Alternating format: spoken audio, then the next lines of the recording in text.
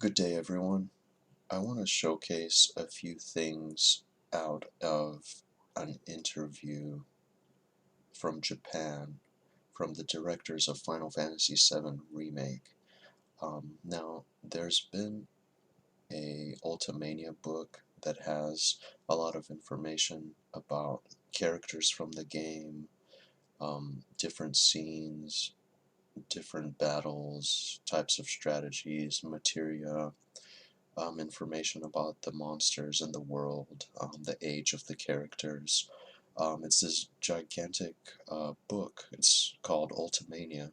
I believe it's almost 800 pages, and you can get it for about um, $35 to $40.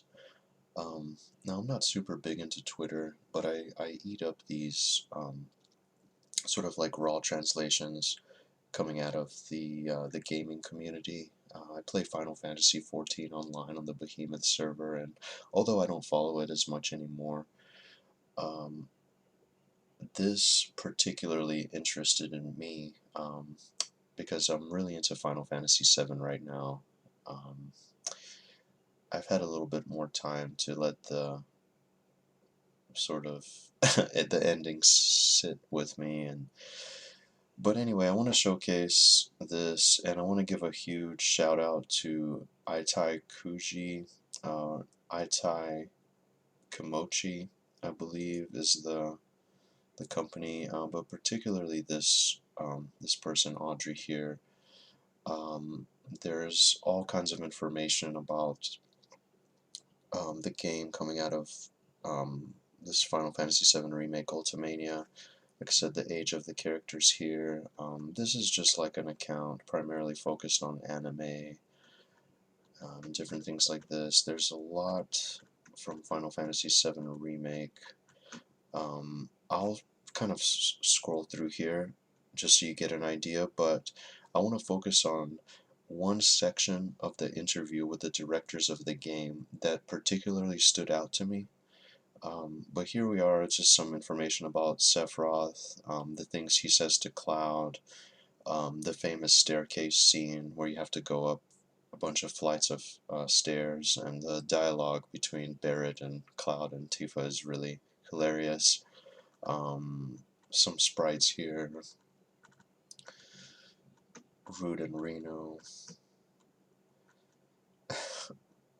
Yes, Cloud here about to kill Reno with the nail bat. Sephiroth, different, just, information about the game.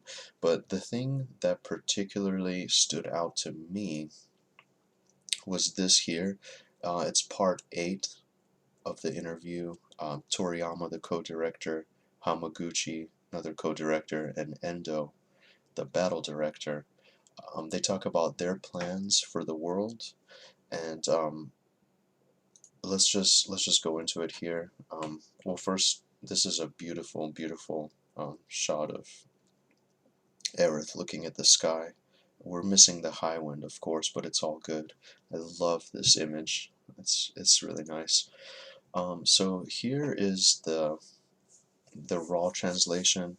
Now, this isn't exactly like a word for word translation, but basically, part of the interview, here's how it goes. For those that have played the remake, they must be very interested in the next installment. Are you already working on the next one? And here's something that particularly worries me. Hamaguchi says, we're in the current stages of planning, so nothing is solid yet. Um, that worries me because you guys had all this time to make this game, and I know it's a big company, but is there not a plan going forward? Because the first game, I mean, look, let's face it, it's amazing. Um, there was a lot to do, a lot of filler. They really blew up the first 6 hours into, a whole game. They really expanded Midgar. Midgar looked great in certain areas. The whole issue with the textures, it wasn't so great, but Midgar, for the most part, looked very good. Yes, it could have been bigger. I wish they didn't just do like these sort of beautiful hallways that we run through. I wish they actually expanded it more, because like from the opening shot, it zooms all the way out. You see this gigantic city that's just alive, and I wish they could have done more with that. But now here's the thing.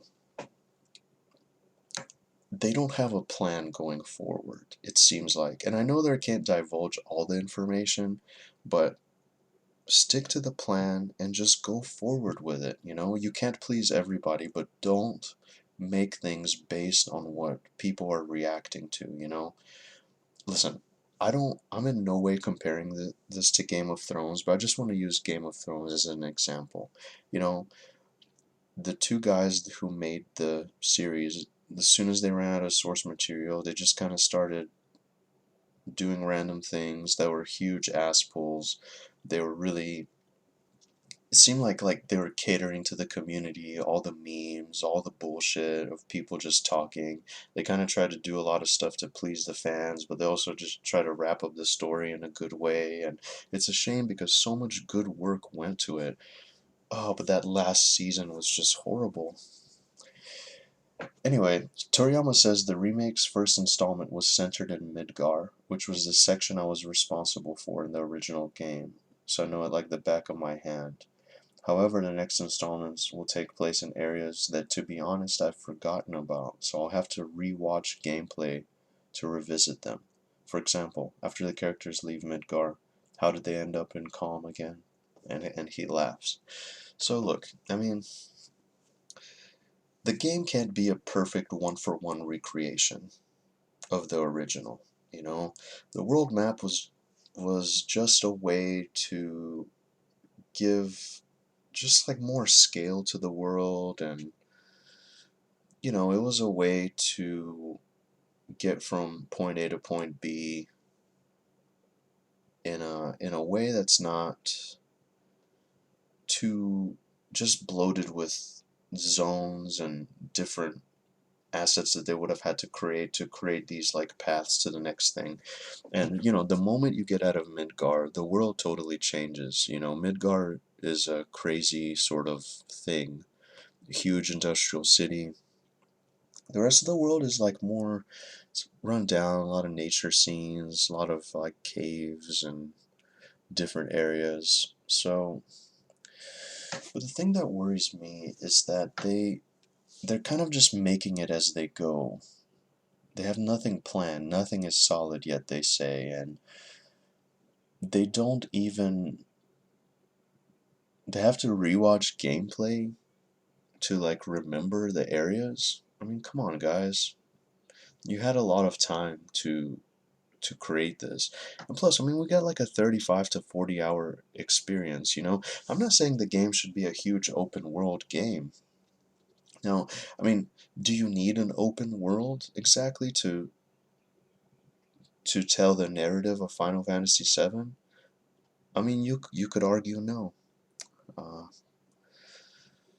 you could argue that you don't need a huge open world.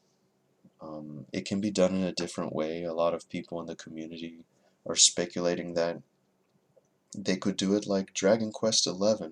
They could have like these big kind of zones to to be like the in between like cities when the characters are traveling, and you could have different areas like if you want to go off the beaten path to get an item here, to like kind of check out something over there, do a little quest here. That's fine. You don't need a huge open world to do this. But what are their plans? Um, how will the remake reimagine the world map from the original game? Hamaguchi says, yes, that's something we have to consider. For the first installment of the remake, the concept was to have the player experience the events within Midgar, and we would like to have the next game allow the player to experience the vast world of Final Fantasy VII. However, if we are to create a large world, we have to consider how exactly we can do so while telling a dramatic story. Well, like I said, the world map being there or not, it it doesn't have much to do with the narrative. You know, that was just the whole world map thing. I guess that's like an old concept of like the PlayStation 1 days. I don't know. Lastly, please tell us what you're excited about for the next installment. Endo, I kind of appreciate this. I think Endo did a great job with the battle system. So, he says this is a personal goal of mine, but in the first installment, I was in charge of primarily just the battle system. However, in the next game, I would like to be more involved in the game as a whole and contribute new game designs to the Final Fantasy series. Within this story-driven game, I would like to challenge myself into making better gameplay elements. Yeah, you know, that's good. I I like Endo. I like what he did with the battle system. I think it's beautifully reimagined. I have to give props to him. The air combat was lacking, as we all know, but you know that shouldn't be too bad of a fix, and he's done a great job. So more power to him. I hope he gets a bigger role. Hamaguchi says, in the Final Fantasy VII Remake, we were able to use the latest technology to recreate the world of Midgar and its story, which I think has been properly conveyed to the fans. However, if we merely do the same thing for the next installment, then there might not be a sense of surprise or novelty. This might be difficult to do, but I would like to put something different within the next installment that will differentiate it from the first.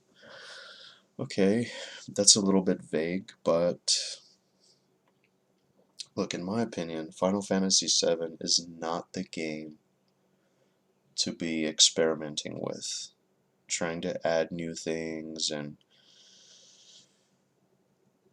this should be done for Final Fantasy 16. I mean, I think it's good to remain faithful and give the people what they've been waiting for. And like I said, I understand it can't be a one-for-one recreation. So I'm interested to see what they do. And, you know, this whole sense of surprise thing worries me. I mean, us old fans aren't just sitting back saying, well, we want it exactly the same way, but they have to come up with a way to just make the narrative flow. I don't think they should get hung up exactly on the world map thing. Obviously, it's going to be different after Midgar, so let's just read on. Toriyama says, even though the first installment took place only in Midgar, it still had such a large volume of content, and I'm a bit apprehensive on how we will create the next installment's large world. We were able to polish a Midgar using the latest technology, and who knows, I feel like in the next installment we might use a completely different technique in creating the world of FF7. No matter what shape it takes on, I hope that everyone can look forward to the next installment. Well, of course, fair enough, you know, and I think that, I mean, people have said it already. I think that the zones, like large zones, will be a good thing to substitute for the world map. I don't think that's as important in furthering the narrative, but the thing that concerns me is Hamaguchi saying that we're in the current stages of planning, so nothing is solid yet. Like, how long will this take to be released? I know it's a big company, it's a giant corporation, they're working on other games. I was going to say plot lines. They're working on other games, you know, Trials of Mana released, they have other plans in the works. I believe they're remaking Nier. But this is a huge project of love. There's enthusiasm going into it, and like I said, in all fairness, it's a great game. it feels so incomplete, not because of the first 6 hours of the game that we received. It's just the story and, you know, level 50 max materia. How is that gonna look? How is that gonna carry over? Obviously they can't. If you took the time to do platinum, which I'm doing, I'm not finished with platinum yet. I wanted to take a break. I wanted to let things sit in. I will do platinum. I'm considering streaming the platinum portion of the game that I'm working towards the trophy, but you can't carry everything over. We have max materia, max summons, max equipment, everything. That super rare accessory from the simulator. I understand you can't carry all that over, but there has to be some kind of flow between the parts. You know, if you're taking the time to make this in parts, I feel like we should be getting a more complete experience. It's just my opinion. There's several more parts to this interview, and there's a lot of fun things that Aitai Kuji provides for us, and I really appreciate it. Huge shout out to them. Like I said, you can go to this account and you can kind of scroll through. There's so much anime content, Final Fantasy content. Like here's an example. Red 13.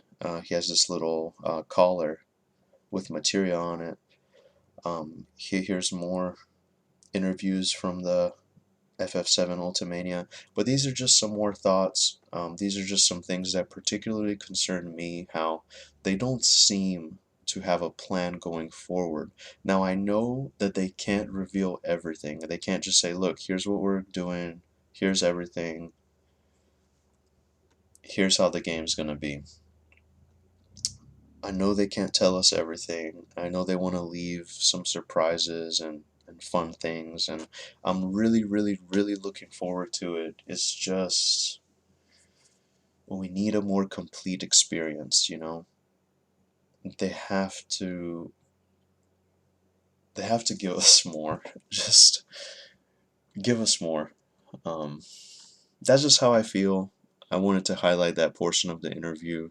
Like I said, huge shout out to this company and Audrey. We really appreciate it. Keep doing keep doing the good work that you're doing, and I mean, only time will tell, you know. Only time will tell. I want this game to succeed. I'm very excited for it. I'll continue playing it. I did not like the ending, but we'll just have to see what they do, you know. We'll just have to see what they do. Were they entirely faithful? Who knows? Um, were they honest when they said they'll remain faithful to the original? Who knows? We'll have to see. We'll have to see what the plan going forward is, and yeah. So this is just another Final Fantasy VII Remake video. Thank you for watching, and I'll see you in the next one. Take care, everybody.